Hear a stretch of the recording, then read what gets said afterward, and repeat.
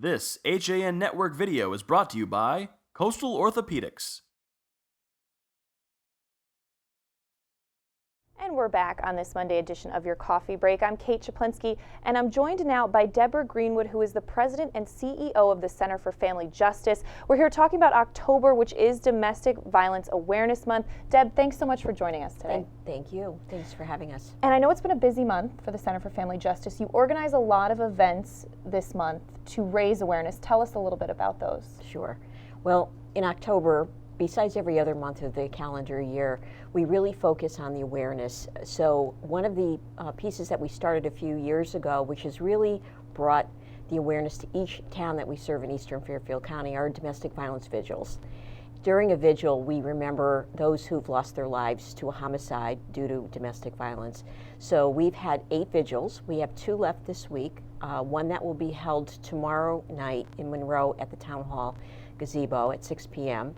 And it's free and open to the community. And we read the names of those who lost their lives, plus we get a lot of teens involved as well.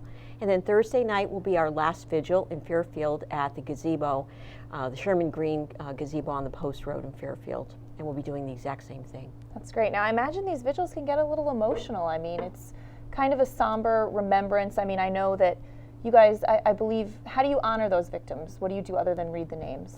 Besides reading the names, we talk about what someone can do that's in the audience, and we'll average anywhere from 40 individuals in smaller towns to over 100, as we saw last week at our Trumbull Vigil. And we talk about what you can do to understand that we have free and confidential services. We have a 24/7 hotline. We have counseling. We have suburban satellite offices in the towns of Trumbull, Monroe, Easton, and Stratford, and Trumbull as well, so that if someone doesn't want to come down to Bridgeport due to time restraints, they can utilize the satellite offices as well. Now, Deb, we're often seeing domestic violence in the news in very tragic ways. I mean, recently we had a terrible murder in Shelton of a woman by her husband. And I mean, it's just something that we're seeing more and more. Are you guys seeing the trend? Are you getting the calls and hearing about these situations? In many cases, what will happen, unfortunately, is, in particular, that one case, no one knew. The police department didn't know. An agency like ours, there are 17 other domestic violence agencies in Connecticut, and we're one of those 18. But when we don't know, or someone hasn't called to say, I think there might be a problem, we didn't even realize until it was too late. So what we'll do is safety planning with someone, and what we stress the most at a vigil or in any of our materials is when there's a separation, whether it's a divorce in that particular case, or somewhere, even with teen dating violence, when there's a breakup, that's when the idea of escalation of violence is at its worst. So trying to make sure people are safe and what they can do so that it doesn't turn into something like we saw in Shelton is where we really try to get out into the community. Now, we hear all the time about how underreported domestic violence is. How do we change that? How do we make the victims more comfortable coming forward? This is a wonderful opportunity. Actually, what we're doing this morning is trying to get out on the radio airwaves, on cable TV, in newsprint, to be able to say, here's the 24/7 hotline number. If you know someone, if you are that someone, whether there's a vigil in any one of our towns, Bridgeport, Monroe, Stratford, it crosses all boundaries, all socioeconomic levels. Just give us a call. We'll help you walk through it. We can't call the victim until they actually call us first. And that's the most frustrating piece. But when someone walks through the door for counseling, or they call that hotline, that's when we go to work. That's when we encourage them to please come in, come talk to an advocate, which is one of the counselors, and be able to get that free and confidential support that they truly do need. If not for themselves, especially if they have children.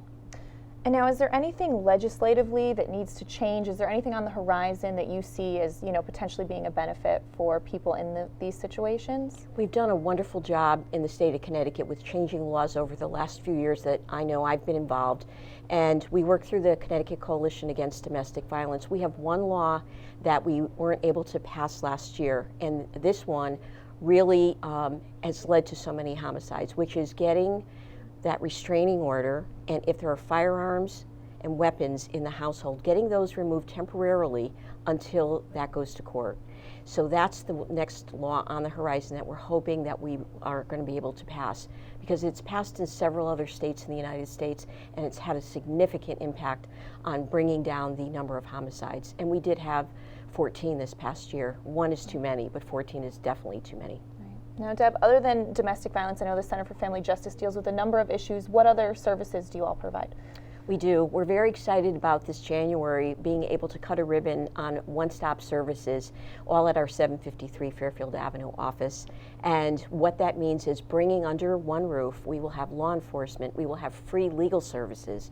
We have well over 24 non-for-profits that are experts in their field to help victims of abuse. Instead of going through this cycle 7 to 10 times, they'll be able to get the service they need immediately. The impact on the other justice centers in the United States has reduced homicides, it reduces costs in your community, and we also get the exploratory information on sexual assault cases. We had over 400 this past year. A lot have to do with college campus education that we're doing at Fairfield University, Sacred Heart, University of Bridgeport, and Housatonic.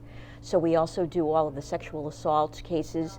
We respond to the hospitals, and we do a lot with children that have disclosed that they've been sexually assaulted. And we had over 250 cases last year in our 6 towns.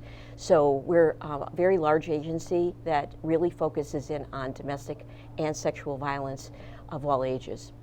And I know education is so important, getting young people involved, and you guys are working with St. Joseph High School this week as part of domestic violence awareness, right? We are. This is one of those really wonderful opportunities. One of our board members, Nancy Lassard, is a teacher at St. Joseph's, and our board members are great with ideas. And what's happening is we are bringing students from Caesar Battaglia School in Bridgeport, third graders, all due to some support we did receive through the Bridgeport Rotary Club, over to St. Joe's, and the students there are having a field day. So in addition to having fun and doing a lot of athletic components, they're also going to have their brain working, because they'll be read aloud stories. Each student will go home with a brand new book, thanks to Scholastic, and they've donated all of their services. All the kids are doing this with the support of the principal at St. Joe's. And then at the end of the day, there is going to be a powder puff game. And some of those proceeds will that are being raised will be going to the Center for Family Justice, so we can continue our prevention education in all of the public schools. Oh, that's great. And how can people help you guys? What can they do? What kind of resources do you need to keep going? Well, there's never enough money to do the type of work that we do, and we're getting into holiday time, and people will always ask, what can I do? I'd like to volunteer. As simple as gift cards that we use and give to clients that would like to purchase things for their children during the holidays. In addition to that, non-perishable food items, toiletries. They can call the center at any time and speak to our volunteer coordinator or any one of us to get involved. The need is so much greater than the amount of money that we are supported on. So we do lots of events, lots of fundraisers. So at the end of the day, I know people like to do collections and really help and support during holiday time, but we're busy 12 months out of the year. We are a 24/7 agency. So just calling us at the center would be great, and we can speak to someone about that. Great, and you also have a website with a lot of information on there. What's the web address there? Our website is www.centerforfamilyjustice.org, or they could call the center at 203-334-6154. That's great. And again, what's the 24-hour hotline that people can reach out to if they need help? They can call the same number at 203-334-6154 after hours at 5 o'clock, and immediately rolls into the hotline. Okay. Or if they go on our website, they will see that as well. They can navigate that system. It's very easy to do. But they can call that one main number and get that help, even if it's 3 o'clock in the morning. Now, Debra, what would you say to maybe one person that's watching right now that really needs the help, but they're scared? And that's very common. As we talked about it being underreported, the hardest thing to do is to admit that you're in either a physical, emotional, verbal violence relationship. What they can do is just reach out to us. They can talk to someone on the hotline. They can walk in Monday through Friday, 9 to 5, at any one of our locations. primarily our Bridgeport location. If they want to use a suburban satellite office, we will immediately send an advocate to meet them. There is no cost. Everything they tell us is confidential. Please reach out. Please come and see us. And nothing will be lost, but we're there to help you. And victims should know that they did nothing to deserve being a victim. Victims like to blame themselves, and there's no excuse for abuse, as we've heard said before. So there really shouldn't be any opportunity for someone to not call. So please call if you're listening. Thanks, Deb. That's an important message. Debra Greenwood of the Center for Family Justice, thank you so much for the great work that you guys do. Thank you for this opportunity. Hopefully someone that's listening will pick that phone up and call. I hope so. All right, Deb, thank you so much.